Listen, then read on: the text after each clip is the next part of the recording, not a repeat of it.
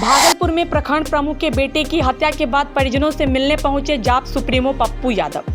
परिजनों से मिलकर न्याय दिलाने का दिया भरोसा। नवगछिया एसपी से बात कर जल्द कार्रवाई करने का किया आग्रह। इस्माइलपुर प्रखंड प्रमुख मालती देवी के बेटे मिथुन यादव की हत्या का है मामला। भागलपुर के नवगछिया पुलिस जिला में डीएसपी कार्यालय के सामने 8 मार्च को प्रखंड प्रमुख के बेटे की हत्या के बाद कल देर रात जाप प्रमुख पप्पू यादव मृतक के परिजनों से मिले। पप्पू यादव ने परिजनों से मिलकर ढांढस बंधाया, साथ ही न्याय का भरोसा दिलाया। उन्होंने नवगछिया एसपी से बात कर जल्द कार्रवाई करने की आग्रह की। पप्पू यादव ने कहा कि घटना दुखद है। एसपी से बात हुई है, 72 घंटे के अंदर कार्रवाई की बात कही गई है। अपराधी जो भी है उसे जेल में नहीं रहना चाहिए, बल्कि उसका एनकाउंटर होना चाहिए। बता दें कि 8 मार्च को इस्माइलपुर प्रखंड प्रमुख मालती देवी के बेटे प्रॉपर्टी डीलर मिथुन यादव डीएसपी कार्यालय के सामने गोदाम का निर्माण करवा रहे थे।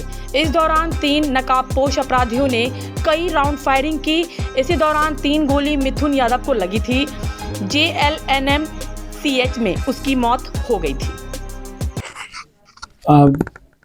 मुझे समझ में नहीं आता है कि एक तरफ महापर्व, एक तरफ मौत, एक तरफ लगातार हत्या।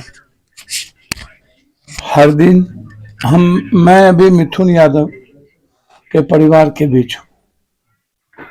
मुझे लगा कि आज मुझे बोलना चाहिए या नहीं बोलना चाहिए। मैं बहुत कई दिनों से मेरे मन में ये सवाल था। मिथुन की यादव की माँ है, पिता हैं, ये उनकी पत्नी है, ये उनके छोटे छोटे 3 बच्चे हैं, ये भाई हैं, ये बहन है। मुझको लगता है कि यह सिलसिला कब तक, और यह बात मैं बार बार कहता हूं, लोगों का इकबाल खत्म हो गया कानून से। सरकार हमेशा सियासत और सत्ता में लगी रहती है। आम आदमी की हिफाजत कब हो, आम आदमी की सुरक्षा कब हो, कौन करेगा? जब पुलिस हमेशा या तो शराब में, या तो बालू में, या तो मुझे लगता है कि किसी न किसी धंधे में संलिप्त रहेगा, तो फिर सुरक्षा की गारंटी क्या हो? बिना किसी कारण के, बिना किसी अपराध के, बिना किसी अपराधी के, एक निहायत अपने परिवार के लिए काम करने वाले लड़के की बच्चे की हत्या और एक साजिश के तहत, इससे बड़ा दुखद घटना हो क्या सकती है? 9 दिनों के बाद अपराधी और उस गैंग का अभी तक सरकार ने इसको ऊपर नहीं कर पाई। ना तो कुर्की ले पाए, ना किसी अपराधी को पकड़ पाए। अपराधी का मनोबल लगातार बढ़ता चला जाता है। क्या कारण है कि ऐसे अपराधियों का स्पीडी ट्रायल नहीं होता? ऐसे अपराधी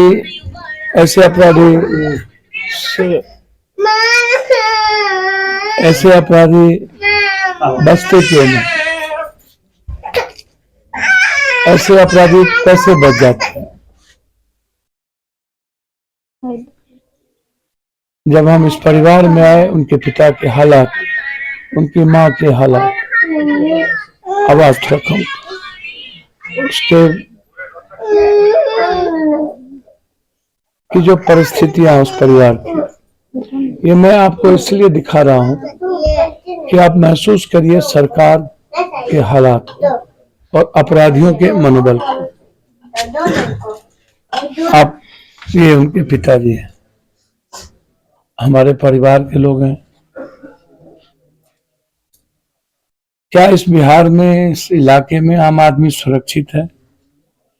इसके पहले यहाँ एक बलात्कार हुई थी, उसको बलात्कार करके मार के फेंक दिया गया। वो जघन्य बलात्कार था। लगातार नवगछिया का जो इलाका है, ये अपराधियों का तांडव बनता चला गया। हम पहले भी कई घटना में यहाँ आ चुके हैं।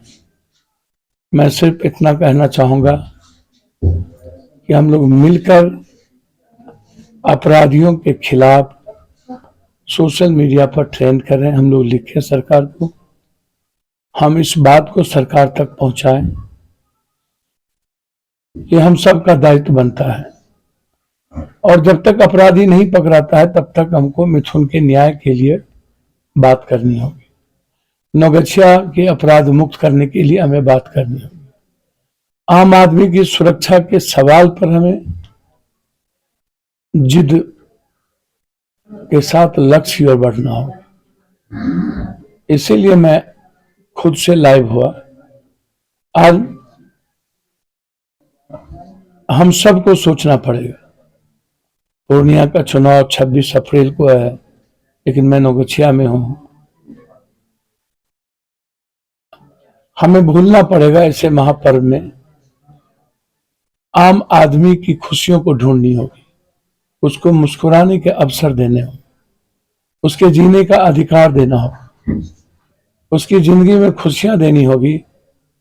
इसीलिए यह जो महापर्व आया है, इसमें बिना किसी जाति धर्म मजहब के हमें एक होकर के ऐसी सरकार के खिलाफ जो आम आदमी की आर्थिक, सामाजिक और उसके पारिवारिक जीवन का ख्याल नहीं रखती, हमें मिलकर लड़ना होगा। हमें आम आदमी की आवाज बनना पड़ेगा।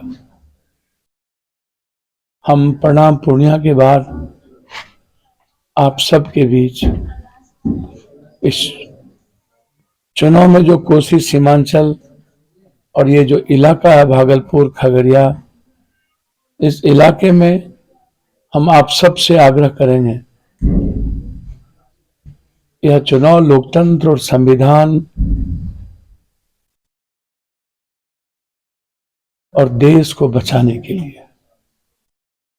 इस महापर्व का हम स्वागत करते हैं और चुनौती भी कबूल करते हैं और आशीर्वाद की भी अपेक्षा रखते हैं। हम हमेशा पहले ही आगाह करते हैं।